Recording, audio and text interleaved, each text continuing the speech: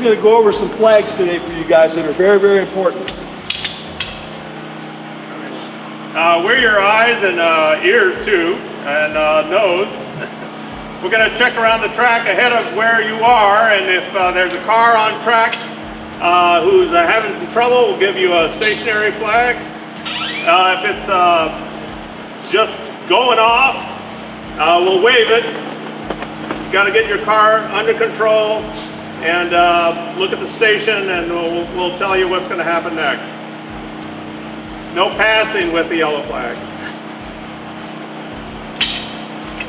Black flag. That's an advisory flag. It means that if every station is showing it, session's over, come on in. You may not see the checkered flag, but we'll bring you in from each station. Come on into the pit lane, and we'll figure out where we're going from there. Hey Terry, can I stop you for a second? Sure. The main thing that you'll see that black flag for, if you're on the track, is if you have a butt in the driver's seat, your window has to be down. If you have a butt in the passenger seat, that passenger's window has to be down. Okay? If you see a black flag, it's probably because your window's up or someone else's is. The second time that you will see this on the track is if you have a passenger and someone has a handheld camera or something in that. We kind of frown on that, but this is a private day, so if you're out there, we would rather you didn't have a handheld, but I don't know, we'll let that slide a little bit today. You know, you can just imagine what would happen if this guy with his GoPro all of a sudden got slammed in the door and that thing happened to fall under your brake pedal or something like that. And so that's why we don't do that. Sorry, Terry, go ahead. No, that's all right. So if your GoPro falls out of the car and is on the track, we'll have to show the debris flag, meaning there's something on track. Look for where we're pointing, and also if you have a slippery condition, if someone has gone off and brought some grass on the track, we may show this until everyone gets the idea that there's something up ahead that could cause a loss of traction. Also, groundhogs, deer, we get real excited if there's something crossing the track that's really big.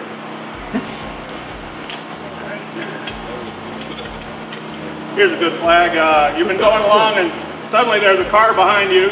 You may not notice, but this is just check your mirrors. There's a car that might be faster than you, and you might give them room to pass wherever you're comfortable. Want to give a point, Mike? Mike, you want to go passing where today? Passing anywhere as long as you're getting indicated. Okay. As long as the driver. And what he means by that, and again, for those of you that haven't done a lot of track days or haven't been on the track before, please give the guy behind you a long warning before you do something. Like what he's talking about is if you can see someone in your mirror and you know that they're running up on you, it is their responsibility to get around you safely, but it helps them a great deal and it makes it more fun for everyone if you signal on the top of your car which direction you would like that person to pass you on. And do that a long time before they get near you. Start thinking about where you're going to go.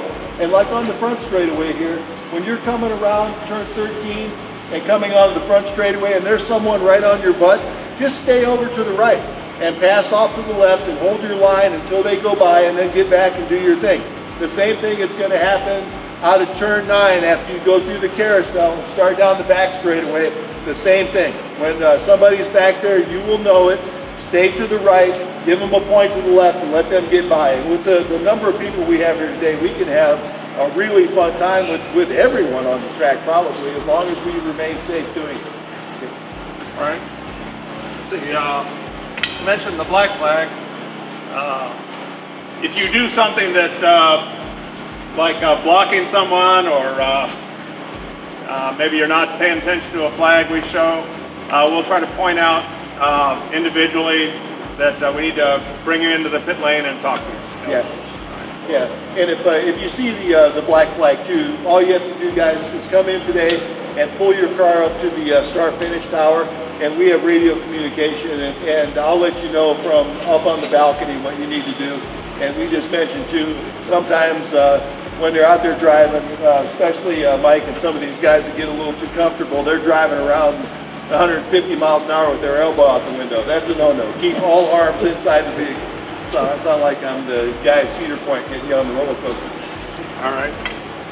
Flag we don't want to have to use, but if we have an incident on the track and we need to have you to come to a station and come to a stop on the track where you can see us.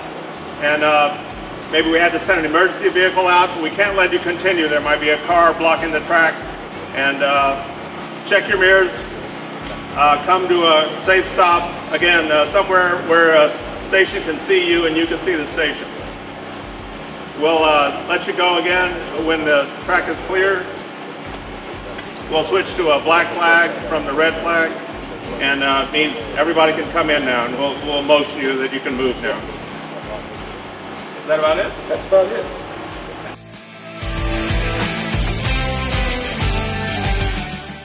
In maybe 10 minutes. So do you have anything that you'd like to add? Yeah, I'm going to change up one thing here.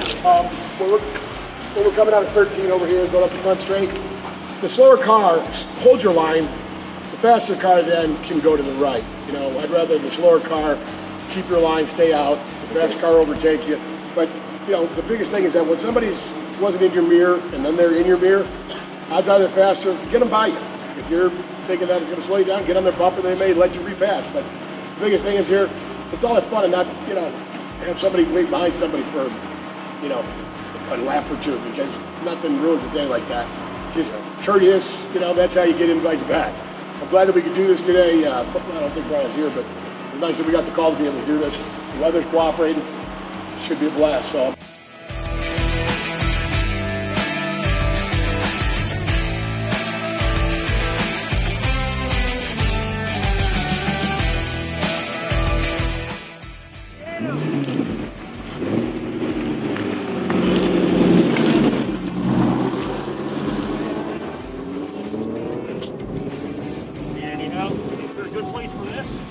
Okay, Wes, first time out? Oh yeah. All right. So what are your pre-track thoughts? Track thoughts? It's a pretty sick spot. Isn't It's it? awesome. Out here in the country, it's awesome. These lineup of cars, man. I've never seen anything like it in my life. I cannot wear one. Incredible horses out here. Oh yeah.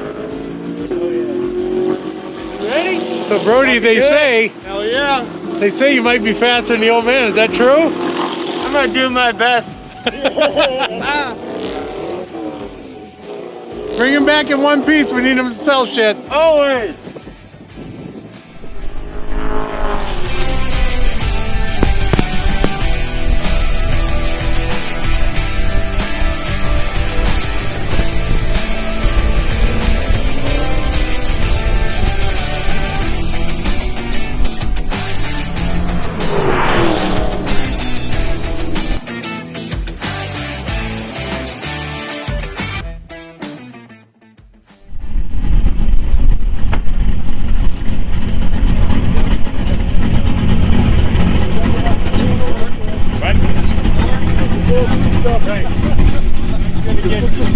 Look where we're pointing. Yep, Look where I'm trying to go. got it. All right.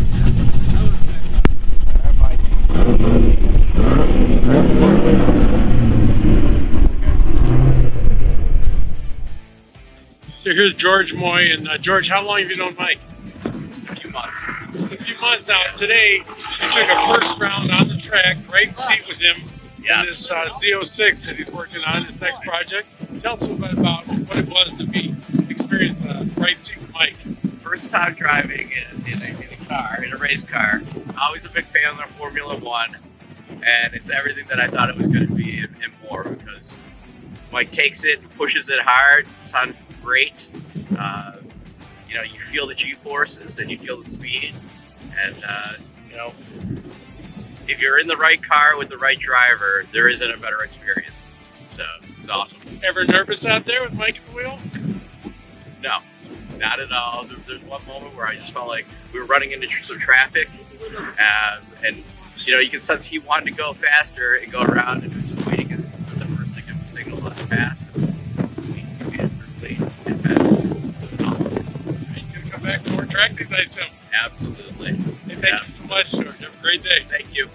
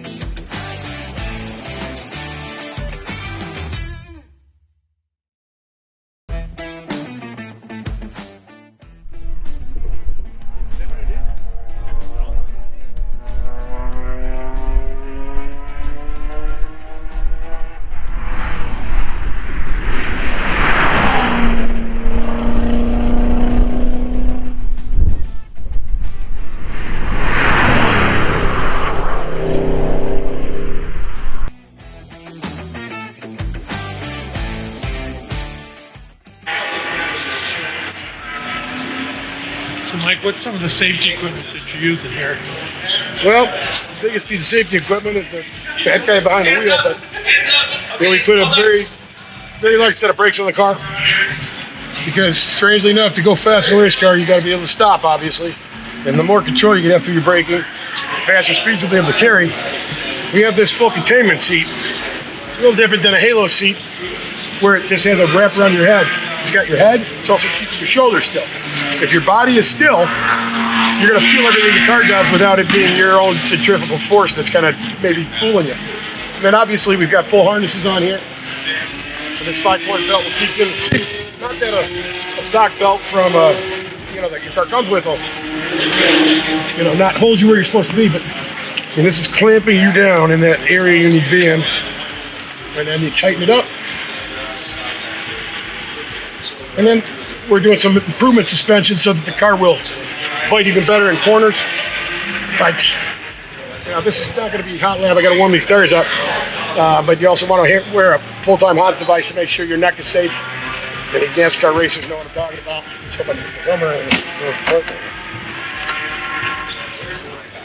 And then the last thing is being smart with your car. I got a car with cold tires and fresh brakes, so I gotta seed these brakes a little bit more. But we've heat cycled these tires; they should be solid. But now it's just, put the final touches on until we're ready to, go to, wheel to wheel with other cars. That's gonna be the biggest thing that we're gonna accomplish. That's what we're gonna know if we really hit it or not. But these time trials are good and shaking out all the kinks. We found out some other problems. The other race car that we can attack now. Way better to have it happen out here in a practice day than when you're out on the track and you want to win something. So I'll let you know how it does when I come back in the pit. Appreciate it.